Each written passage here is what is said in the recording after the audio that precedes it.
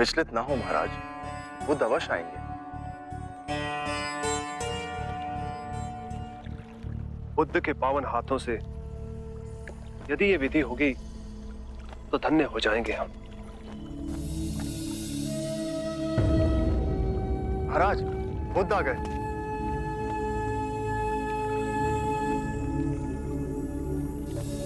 प्रणाम। एक विनती है आपसे। कहिए राजन। पिछले कई दिनों से मेरे स्वप्न में मेरे पिताश्री आ रहे हैं।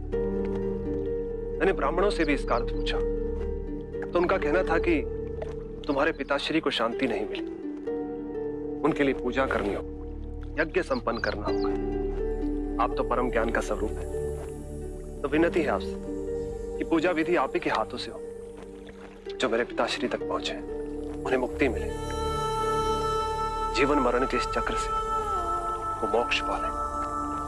अवश्य राजन। आप मिट्टी के 2 घड़े मंगवाइए, एक में घी भरवाइए और एक घड़े में कंकड़ पत्थर भरवाइए, और उन दोनों घड़ों के मुंह कपड़े से बंधवा दीजिए और उन्हें लेकर नदी के तट पर आइए। मैं वहीं आपकी प्रतीक्षा करूंगा। मैं भी इसका प्रबंध करता हूं महाराज।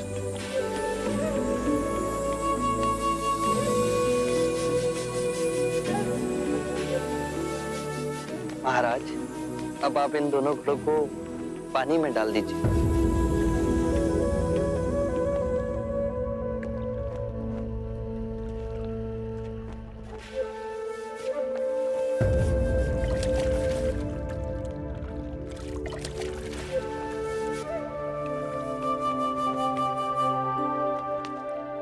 महाराज, अब इन दोनों घड़ों को आप तोड़ दीजिए।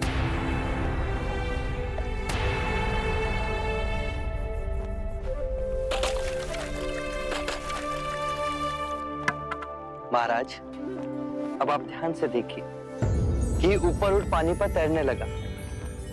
अब बताइए, मेरे या किसी और के पूजा पाठ करने से क्या यह घी नीचे बैठ सकता है? असंभव। ये तो घी का स्वभाव ही नहीं। सत्य कहा आप। उसी प्रकार किसी भी पूजा पाठ, विधि विधान, कर्म कांड के द्वारा पानी के अंदर डूबे हुए कंकड़ पत्थर क्या ऊपर आ तैर सकते हैं? नहीं बुद्ध, ये तो प्रकृति के नियम के विरुद्ध है।